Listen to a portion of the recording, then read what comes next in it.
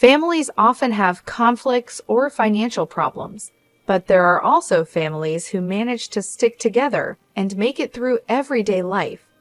It's pretty clear which one is happier, don't you think? My name is Rachel. I've been called an oddball since I was a child. I don't know what's different about me. I just know people say I'm different. Being called different isn't the problem. The real issue is being ignored by my own parents. This led to a lonely childhood for me. I've always been sensitive to people's emotions and can somehow understand what they're thinking. I don't know why I can do this. It's not like I can always see or feel it, but it's as natural to me as moving my hand or breathing. I found it strange and couldn't understand why others couldn't do the same. There was a time when I felt a bad vibe from a colleague my father brought home from work. I warned my mother to be careful with that person, but she didn't listen. Later on, that colleague tricked my father into signing a contract as a guarantor for a loan. Although my mother didn't take my advice, when my father stepped away from the table with his colleague, I told him, "Dad, something is telling me that the word joint is dangerous. I don't know what joint means, but please be careful." So my father hesitated and refused to sign as a joint guarantor. Thanks to that, when my colleague went bankrupt and couldn't repay the debt, my father was able to avoid taking on all the debt. Another day, when I was shopping with my mother, I felt a wave of discomfort coming from behind us. When I turned around, I felt this bad feeling coming from a man wearing sunglasses and a hat. I said, "Mom, let's take that side street." I grabbed my mother's hand and moved to the side street. My mother was confused and asked what was wrong, but just as we moved, we heard someone shout, "Thief," from the street we had been on. The man with the bad vibe had snatched a woman's purse and ran off. The woman fell and got hurt badly. If we hadn't moved to the side street, the man's target would have been my mother.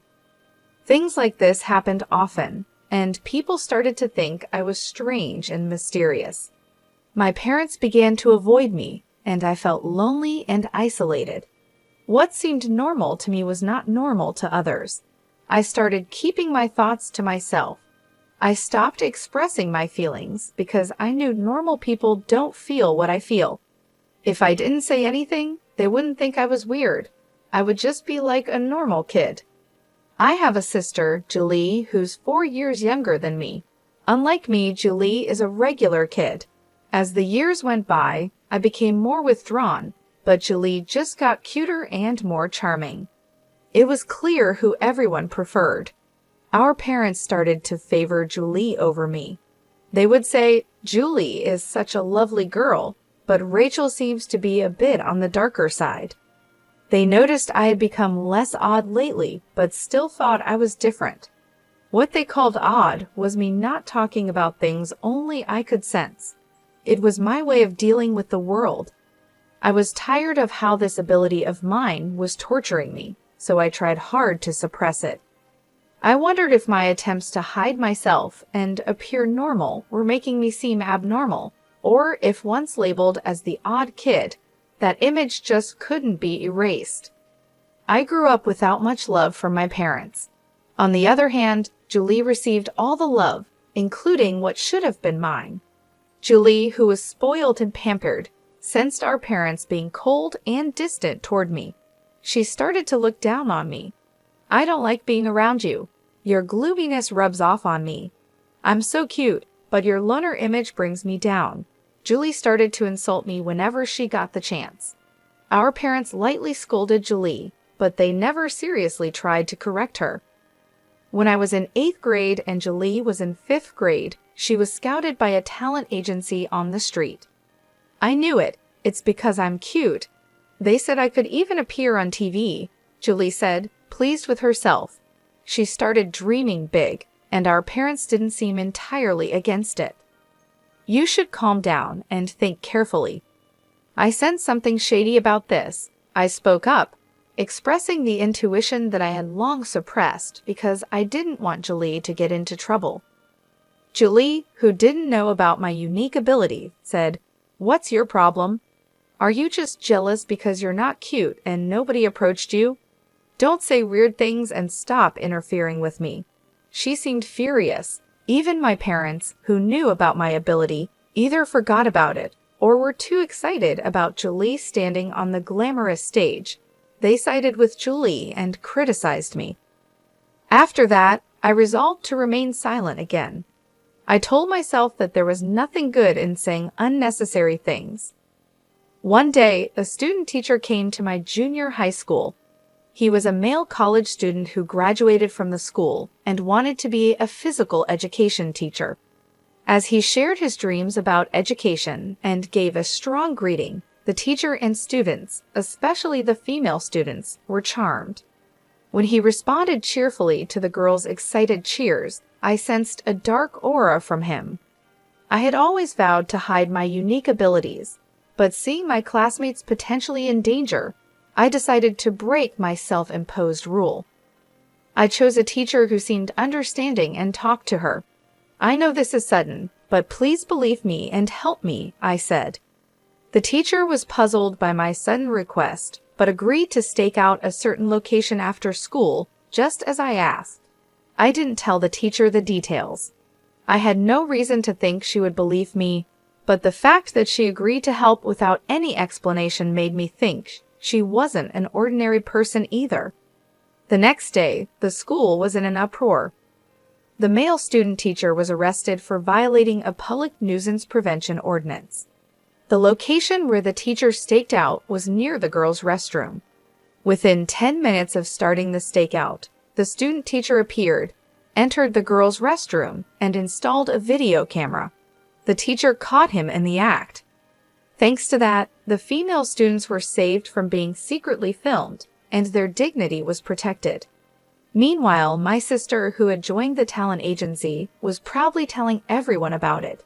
But there were no real lessons or auditions. She only had to pay expensive membership and lesson fees.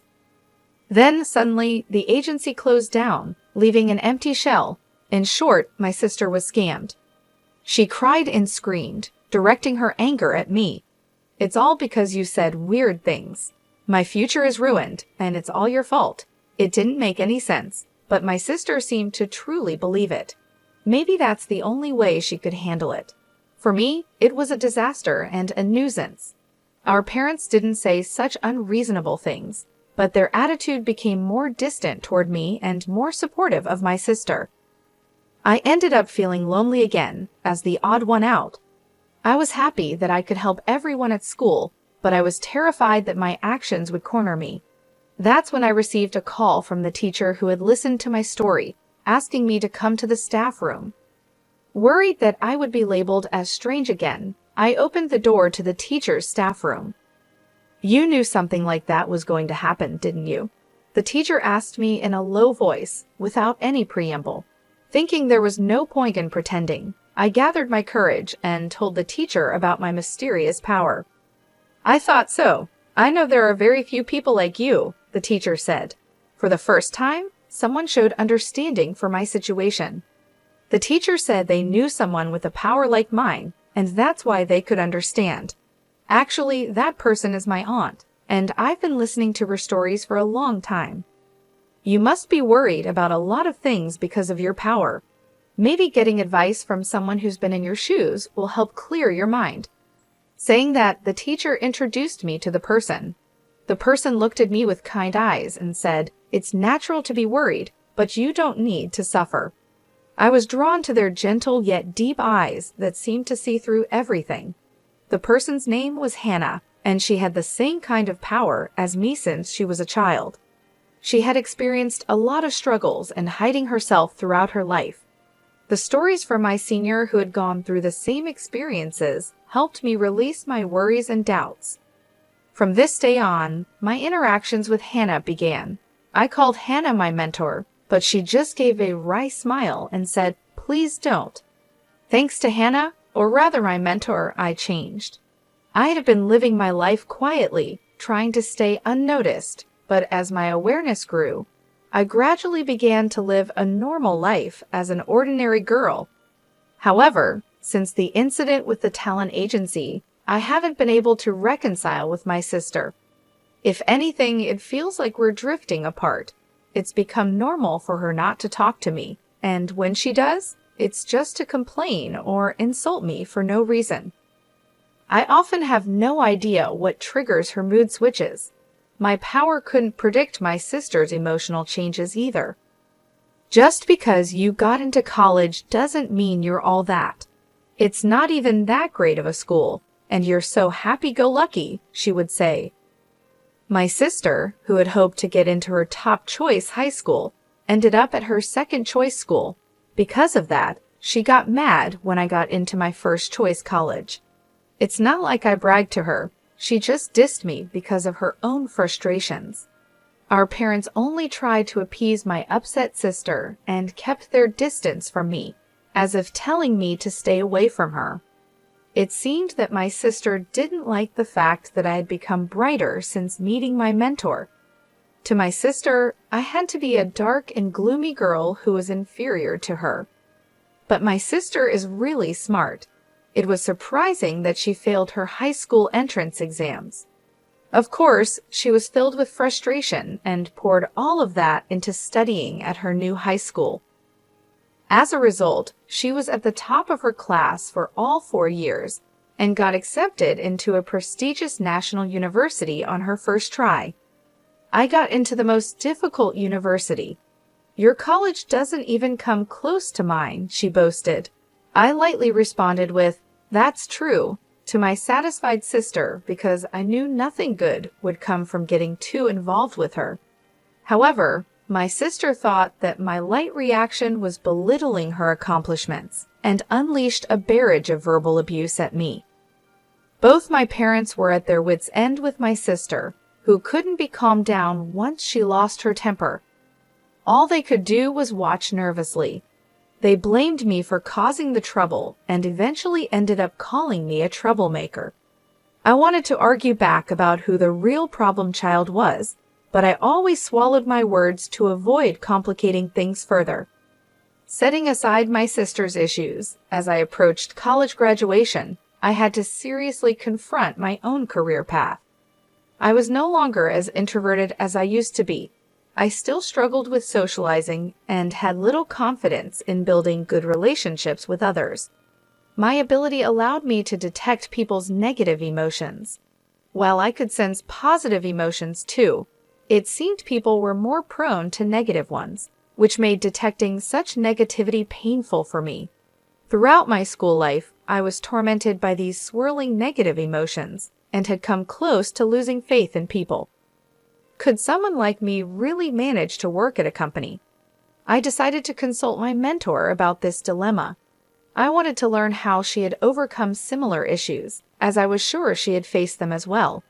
I have experienced the same worries as you. Maybe you should consider doing the kind of work I do, she suggested. My mentor used to work as a fortune teller and a counselor, helping people resolve their problems. She could use her abilities to their fullest extent and contribute to the world and people around her. Also, she was able to work freelance, which meant she didn't have to belong to any organization. This way, there were fewer chances of getting entangled in human relationships or being affected by other people's emotions. "It's the perfect job for people like us," she said. Encouraged by my mentor, I decided to pursue the same line of work. She taught me everything from how to do the job to how to acquire clients. Nowadays, thanks to the internet, it's possible to work from home without any issues. When I told my parents and sister that I would not seek employment after graduation and work from home instead, they responded, "What's that? What kind of job is that? Seems so dumb. You'll be home all the time. At least make sure to do the housework. Can you even make a living doing that? How will you cover living expenses? Well, as long as you contribute to the household, do whatever you want." While I expected such a response from my parents, it made me feel a little lonely that they didn't support me more. I felt sad thinking about their demands for housework and money. My mood darkened, and so my life working from home began. At first, I didn't have any job requests and struggled day by day. But with my mentor's help, I gradually got the hang of it and started to make a living. For about a year, I couldn't contribute financially to the household, so I focused on doing the housework. My dad seemed unsatisfied, but my mom was relieved and kept him in check.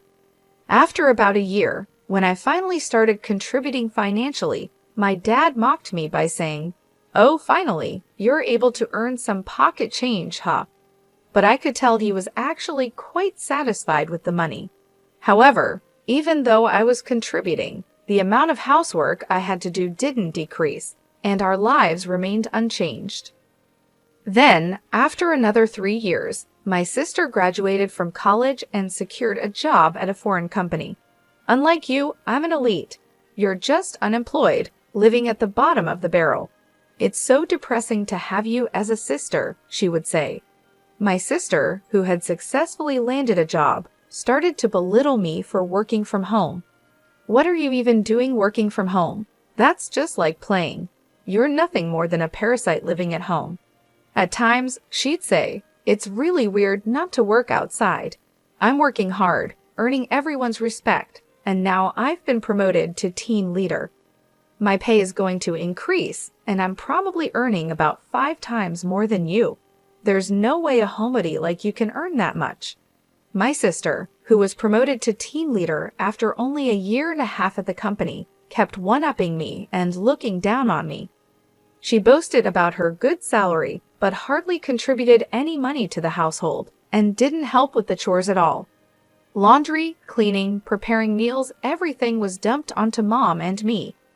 When I say Mom and me, Mom mostly left it to me, so I was basically doing everything. Whenever I said to her, "Julie, you should take care of yourself a little. You shouldn't just spend all your money on fun. You should contribute to the household too," she just dismissed me, saying, "You, the unemployed, can handle the chores. I'm saving my money for my future." Our parents also just let her do what she pleased for some inexplicable reason of, "It's Julie, it can't be helped." I was used to my current lifestyle, and it was a comfortable environment for me to work, so I wanted to keep it that way. But I was starting to consider how to take care of myself. Then came the bombshell announcement from my sister. Without any prior warning, both our parents and I were taken aback as she continued, "He's a real elite with an annual income." She sneered at me and added, "Marriage is just a pipe dream for someone unemployed like you, isn't it?" She said she would bring her boyfriend over the next Sunday. With the rapid succession of sudden developments, Sunday came, and we were still reeling. The man my sister brought along looked like a successful young man, impeccably dressed in a sharp suit. "Nice to meet you. My name is Jack," he said. "I would like to ask for your permission to marry Julie," Jack said, greeting us properly and showing good manners. "Isn't he wonderful? Just as I said, I'm going to be so happy with this man," Julie gushed. "So Jack, what do you do for a living?" Dad managed to ask, clearly impressed by Jack's presence. "Yes, I'm currently training at a company that my father knows," Jack replied. We were puzzled by the word training, and then Julie said gleefully, "His father is the president. He's training now to take over the presidency in the future." My sister seemed over the moon about becoming a future president's wife. Afterward, we had various conversations, and Jack left stylishly. There were a few things that made me raise an eyebrow during the conversation, but my parents were thrilled with the high-status man. However, I felt an inexplicable dark shadow from that seemingly refreshing and good-natured man, Jack. It was something only I could sense, so I didn't know how to explain it. I could no longer remain silent, fearing that marrying a man with hidden issues would make my sister unhappy. "Julie, you've only been dating him for less than 4 months. You might want to understand him a little more before deciding to get married," I cautioned, driven by a strong gut feeling. "Sis, he's an elite and a future CEO. You won't find anyone better than him." "Oh, I see. You're jealous, aren't you? You're bitter because you're comparing your life to my happy one." "Poor jobless sis," she retorted. Even our parents got angry at me for interfering with Julie's happiness. You're just unemployed, so at the very least, stop interfering with your sister's happiness, they said. It was clear that our parents were hoping to secure a comfortable old age by marrying Julie off to a wealthy man. Frustrated by my inability to effectively communicate my concern about the dark shadow I sensed looming over Julie, my head was spinning. In the meantime, the two got engaged, and a meeting between both families took place. Jack's parents, like him, carried an air of freshness about them, but I felt the same ominous cloud hidden behind them. However, I was unable to convey this danger to my overjoyed sister and parents. Before I knew it, the day of the wedding had arrived. The CEO of our company is attending today's reception. Can you comprehend how much I'm appreciated and anticipated in my company? I guess it's a kind of honor that a shut-in like you wouldn't understand, my sister said gleefully before leaving the house. She always included some derogatory words directed at me. At the wedding ceremony held at a hotel, the couple who pledged eternal love to each other entered the reception hall. Watching my sister, who was beaming with joy, I worried about how long this happiness would last. As my sister mentioned, the CEO made a keynote speech, full of praise for her, which delighted her. Once the speeches were over, food and drinks were served to each table. There were all sorts of delicious-looking dishes, but I started to feel a sense of discomfort. Gradually, I realized that no dishes were being served in front of me. At first, I thought my meal was just late, but other tables were already being served drinks, appetizers, and so on, one after another. Clearly, something was off. Nothing was being delivered to me. People at the same table began to notice this oddity and started whispering among themselves. At that moment, my sister came over to me and whispered into my ear with laughter in her voice. We didn't prepare free meals for the unemployed. After all, it's such a waste to serve such food to a jobless person. You should just eat potato chips at home. Just leave your gift money and go home. This outrageous remark was spoken loudly in my ear, and my ears rang. Jack, sitting at the groom's table, was grinning and nodding. Even our parents, who at first seemed surprised, said, "Well, it's true, Rachel is jobless after all." I was first taken aback, then a wave of anger surged up within me. "I never thought you'd stoop this low, sis. Mom and Dad, this is unacceptable. How could you accept such rudeness?" My parents just scowled at me, never bothering to reprimand my sister. "Fine, I get it. I'm leaving, but don't come crying to me later," I said. "You sound like a sore loser," she shot back. Amidst the chaos of this unbelievable turn of events, a man suddenly stood up. "Sorry to interrupt. I'm the groom's brother, Larry. My brother and parents are trash, but it seems the bride is even worse." "I can't take it anymore," said the man who introduced himself as Larry. He continued, "Dad, your company went bankrupt 5 months ago, didn't it? Pretending to still be a CEO is just a scheme to mooch off the bride and her family. Jack will never become a CEO. He's planning to leech off his wife while pretending otherwise. He's unemployed now." Larry's words caused a commotion among the guests, but my sister was the most heated. "What do you mean you lied to me? What do you mean unemployed?" she demanded, her face turning from red to blue, her eyes welling up with tears. Our parents, their assumptions proven wrong, began to yell and curse. The anguished cries of my family echoed throughout the venue. The groom and his parents remained silent, looking sulky. Before the ceremony, I had received a confession and apology from Larry and asked him to speak his mind without reservation if something happened during the reception. As my sister was berating Jack with a wrathful face, another man couldn't take it anymore and stood up. It was the president of my sister's company. "Enough already. This is embarrassing. You have no right to criticize the groom. What do you think about your terrible attitude towards your own sister?" The president's angry voice made my sister's face contort in fear. "For one, I didn't attend your wedding for your sake. I wouldn't have come if you weren't the sister of Rachel." Suddenly, my name was mentioned by the president, and my sister's eyes widened in surprise. "Huh? Who are you talking about?" "Rachel is a goddess to many of us business owners, rescuing countless companies from the brink of collapse," he continued. "In fact, with the guidance of my mentor, I have been working as an advisor for corporate revitalization and growth. Starting with fortune-telling and life consultation, I used my abilities to show companies the path they should take.